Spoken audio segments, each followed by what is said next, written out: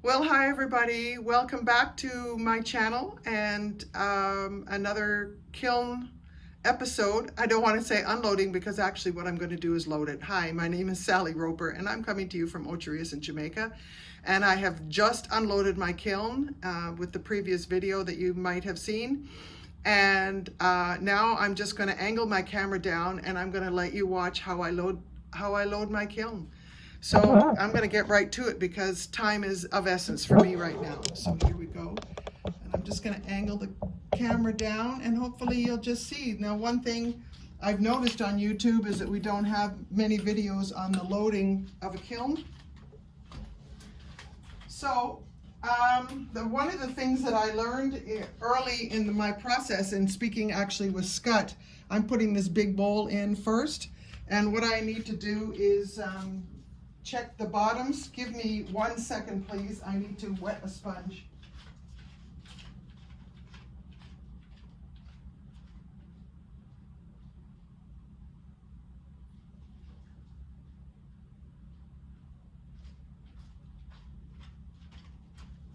I'm sorry about that. I'm not as prepared as I thought I was because I'm just not prepared.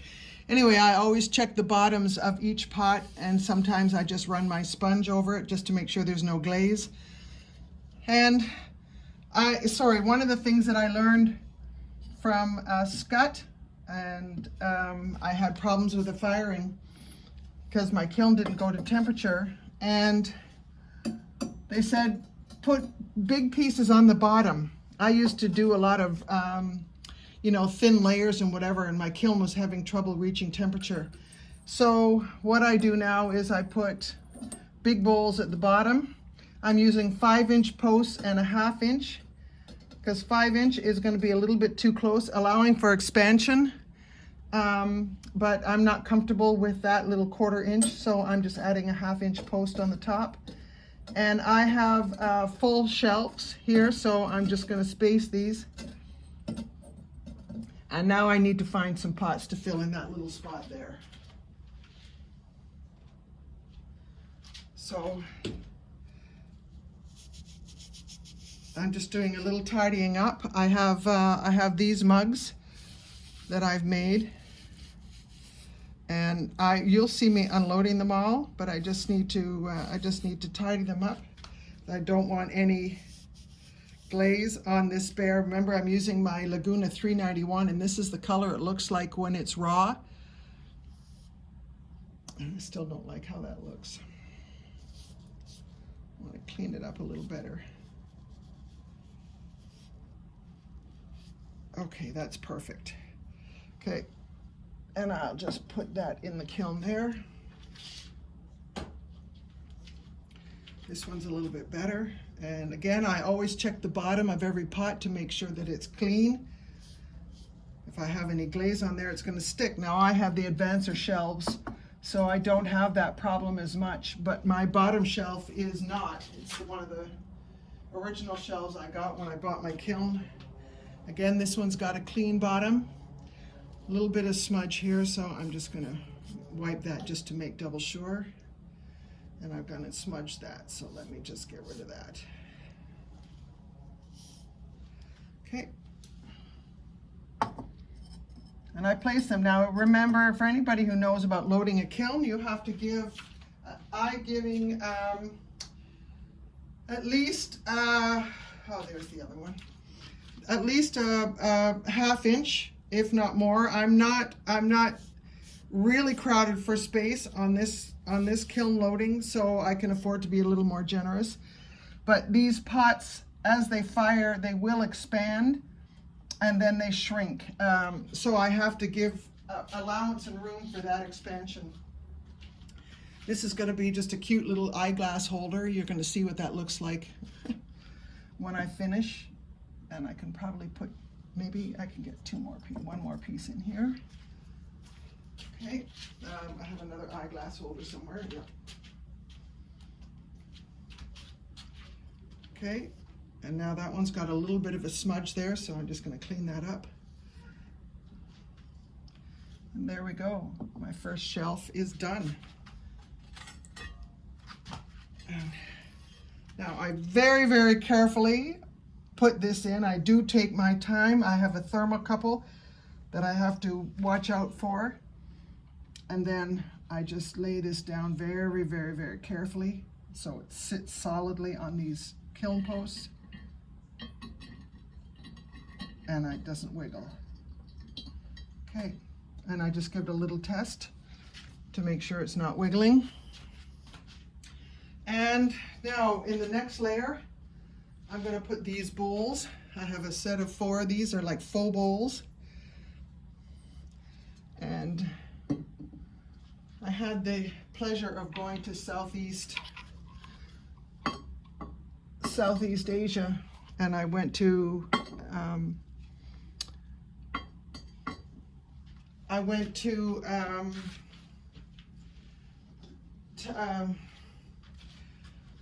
Cambodia, I went to Vietnam, and I went to Thailand, and it was just one of the most amazing trips. Anyway, one of the things I totally fell in love with was pho, and that's their noodle soup full of goodies. Now I can move that just a little bit to make room for that.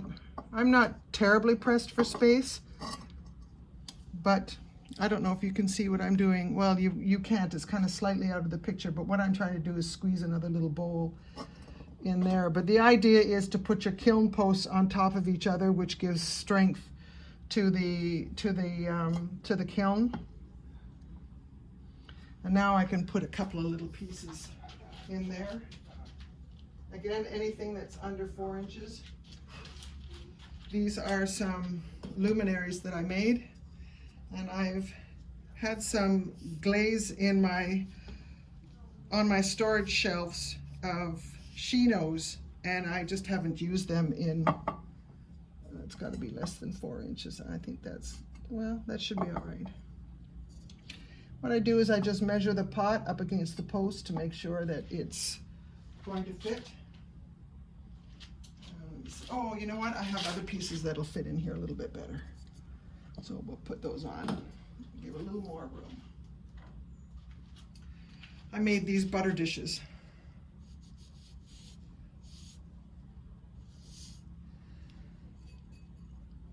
And a little sloppy.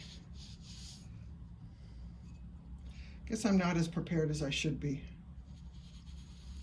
I need to get some more water. Sorry, everybody.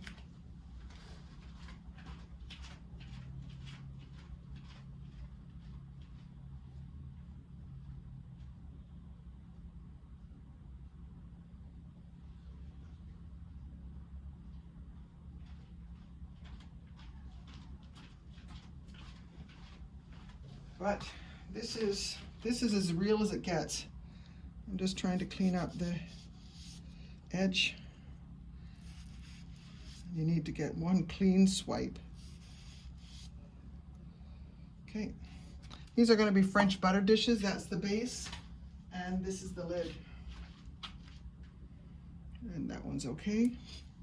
The lid can tuck in there. Again, I need to tidy this one up a bit. I've got some splatter. Okay, let me get back to the other sponge. I don't like the way that's streaking. I don't really have to worry about the bottoms because I painted these glazes on. There won't be anything to wipe off in the bottom. Okay, and I'll put those in, and there you go. Now, yeah, I should be okay for space. So let's put another shelf on. Again, very careful of my thermocouple. Because I live in Jamaica, I have to import everything, and I just can't run out to your local supplier and buy another one. So I have to be very, very careful of everything that I have in order to make pottery in Jamaica. All right. Next one is going to be some luminaries. So I have one more full shelf. So I'm going to take out a kiln post. Again, that's really too close. I have a couple of tall items, so I need to make sure that they're going to fit.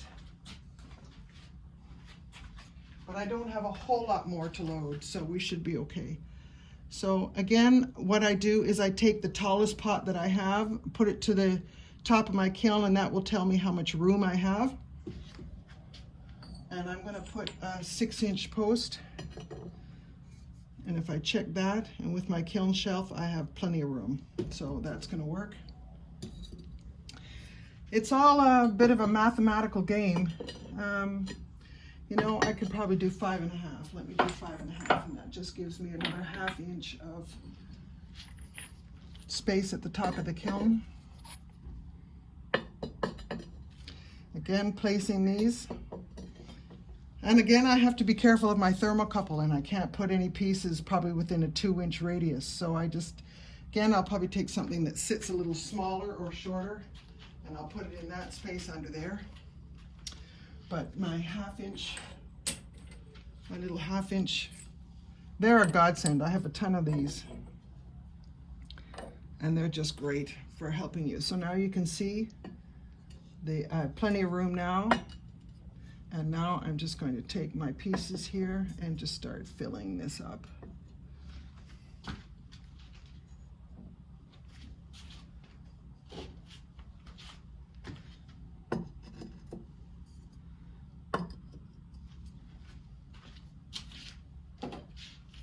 Oh, what I'm not doing is checking the bottoms. These were all dipped, so I need to make sure. So let me just go back and check the bottoms.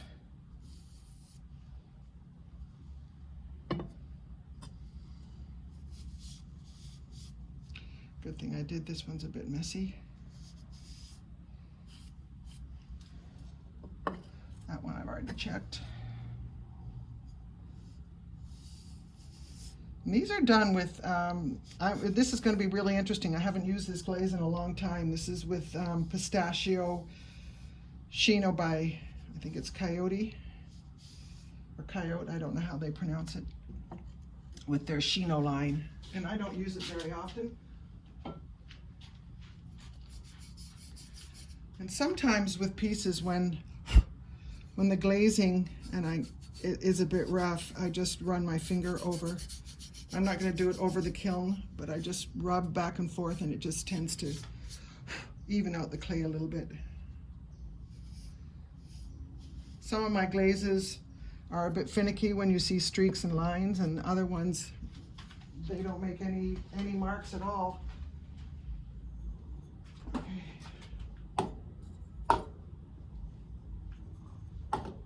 All right, we're almost done. Then I can get this puppy fired and enjoy my day, and that's it. There's no more for my fair. But I do have a show in a few days, because I've been invited to participate in a pop-up at a cruise ship pier. So I don't normally sell my stuff abroad because the shipping is insanely ridiculous from Jamaica. So this is going to be my first time exposed to a group of people that aren't Jamaican. So I have that to do as well. And then I have one more local fair, but I'm going to take my wheel to that one. I thought that might be more exciting because of the lack of product that I have or might have. Then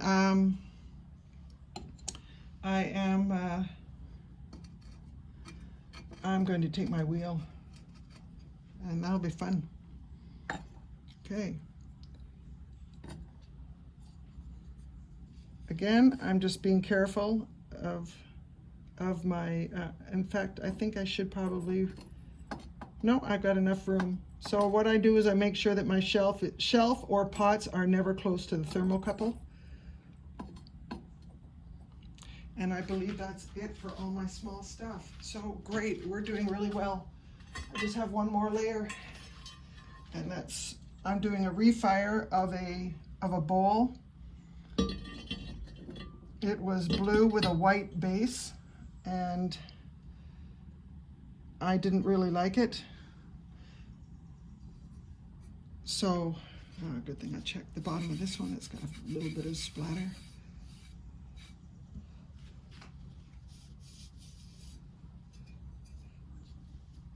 Yeah, so getting back to the bowls, sorry. I get distracted easily. And I do have ADD, so there you go. Anyway, you know what? I think I'll put these pieces over here because the posts are there and it'll give strength to them. And, oh yes, I put it on the ground. So this is an already fired piece. I measured it because I want to see if it shrinks anymore, but this is 12 inches across. And I had white in the bottom, this same white that's here. And people just aren't interested. So I took some of this same blue and I just painted it, brushed it on there last night and thought, well, there's no harm because people don't like it the way it is. So they're either gonna like it redone. So that's just gonna sit there on the top and we'll just see what happens. So when you have something that is ugly and doesn't work, there's only a couple of things you can do with it. And it's either gonna be uglier or it's gonna be a lot nicer. So that's it. I'm just going to close it. Well, I can show you well clearly. It's not a big deal just to close the lid. Get my sponges out of the way, tidy things up a bit. There's a little latch. You can't see it. Well, let me move the camera back.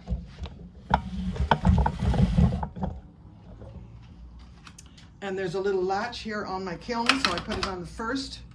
I have plugs here, and I didn't put all my plugs in because I don't know about anybody else who has their own kiln. I put numbers on my plugs as to which peephole they go into because they don't all fit all the holes. So anyway, that one is number 4. This one's number 2. And number 1, I do have a venting system. I have the EnviroVent 2, which goes out my window. There's the vent there, and so that's how come I'm able to close the lid and put in all the plugs. And I have a Kiln Master. So now I just need to program it. Maybe I can